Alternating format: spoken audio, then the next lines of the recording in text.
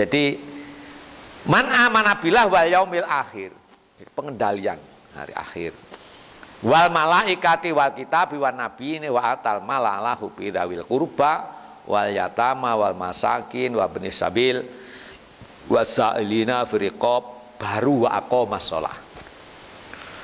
Ini kalau pemahaman falsafi, makanya sholat urutannya pada nomor 2. Itu. Cuman motivasinya baginda Rasul besok di akhirat itu yang akan dipertanyakan pertama kali pertanggungjawabannya adalah urusan sholat. Bukan pekerjaanmu apa, bukan. Sholatmu kayak apa. Dan perintah Allah sholat itu global. Ya ayyuhalladzina amanu sta'inu bis-sabri was-shalah. Makanya kaitannya dengan ittaqullaha mastata'tum. Jadi hadis lain ittaqullaha mastata'tum. Bertakwalah sebatas kemampuanmu. Ya. Jadi kita tuh tidak akan sama, tidak bisa sama dalam beragama itu tidak bisa.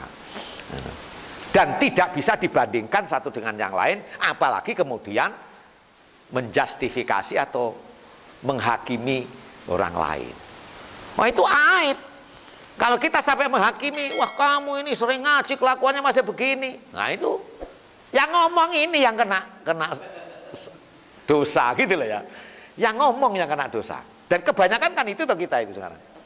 Kalau sudah merasa saya sudah sering ngaji begini, melihat orang jelek semua akhirnya. Wah itu salah sudah itu. Itu sudah kesalahan saya terbesar. Jadi hakikat daripada iman itu adalah takwa itu adalah ungkapan yang sangat simpel, tapi sudah mencakup urusan agama keseluruhan, termasuk akidahnya, ibadahnya, muamalahnya, dan akhlaknya. Nah nanti ini akan terus mengembang akidah itu yang kayak apa. Sekarang orang berebut akidah Ahlus Sunnah wal Jamaah, akidah yang bukan Ahlus Sunnah wal Jamaah. Akidah itu cara berpikir. Cara berpikir. Sebenarnya menurut saya itu tidak perlu dibesar-besarkan. Karena puncaknya pada titik keimanan seseorang. Tapi karena agama itu ya posisinya menjadi pemahaman, jadi agama kita sekarang itu tergantung pemahamannya. Karena Al-Quran itu global. Orang tidak pernah bisa menguraikan Al-Quran secara rinci dan benar secara hakiki. Maka akibatnya apa?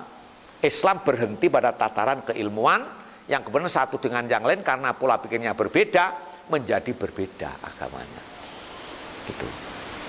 Akhirnya satu dengan yang lain saling mengklaim memperjuangkan agama. Di sini yang kita selip lagi. Kita tidak memperjuangkan agama menjadi kelompok besar, bukan. Untuk apa? Agama itu menjadi basic kehidupan. Nah kemanusiaannya terserah, mau PDI, mau apa Golkar, apa itu kemanusiaan.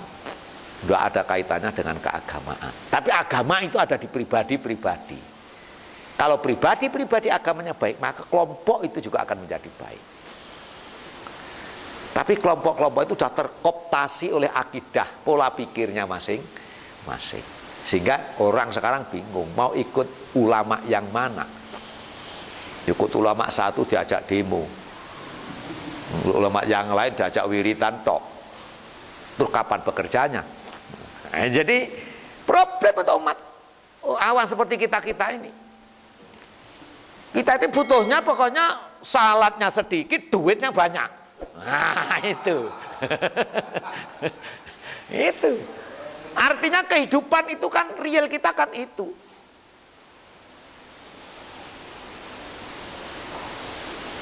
Makanya Bani Israel, Nabi Musa itu menghadap Bani Israel itu jengkel. Karena apa? Diajak beriman itu aku mau beriman Nabi Musa kalau Allahmu kau tampakkan kepadaku.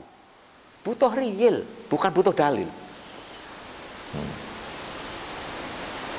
Lah, saya merasakan agama sekarang tuh seakan-akan mempersulit orang kecil. Ya kan? Sekarang pemahaman, ada sebuah pemahaman lagi yang kemudian disebut dengan hidup tanpa riba, itu HTR itu. Ada kelompok itu kan.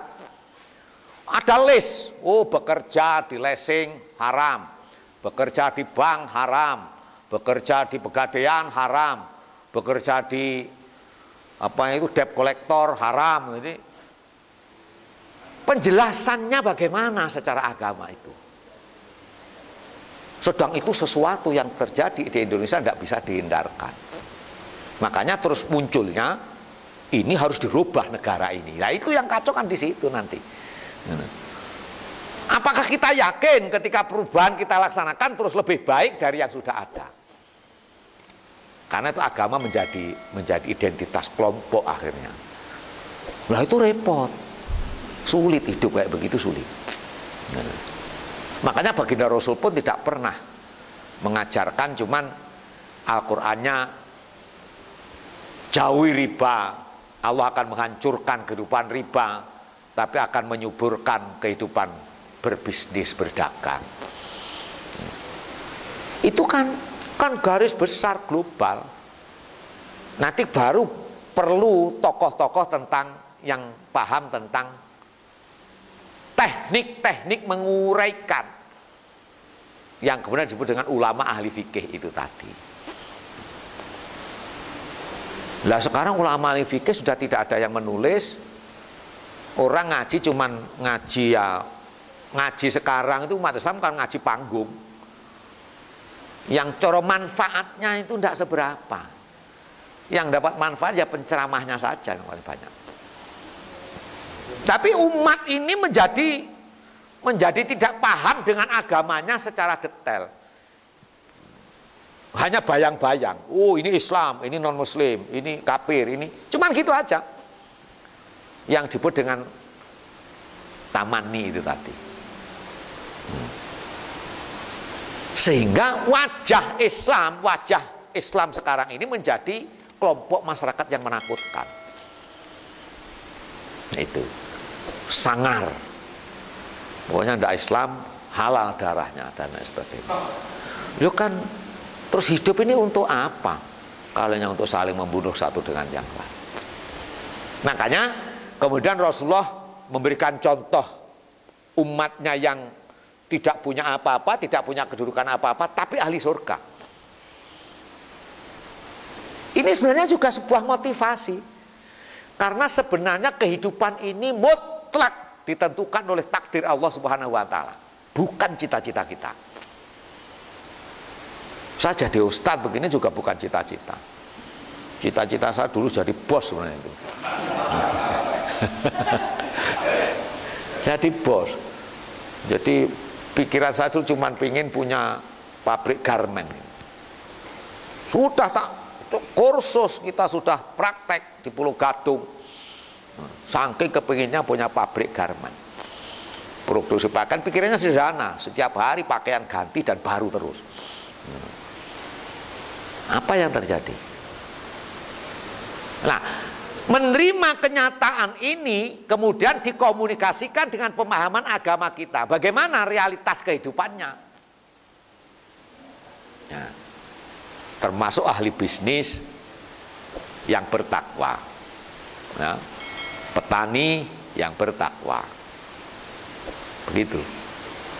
Mubalek yang bertakwa. Belum ada mubalek bertakwa, ya Allah alam. Gitu. Pejabat yang bertakwa, kan endingnya ke sana. Bukan tidak boleh jadi pimpinan bank, nggak boleh, jadi nggak boleh, bukan itu. Basicnya ada ketakwaan itu. Itu. Bukankah yang dinilai oleh Allah adalah atqakum, ketakwaan kita semua? Bukan profesinya apa? Karena profesi itu pemberian Allah sebagai jembatan mewujudkan ketakwaan itu.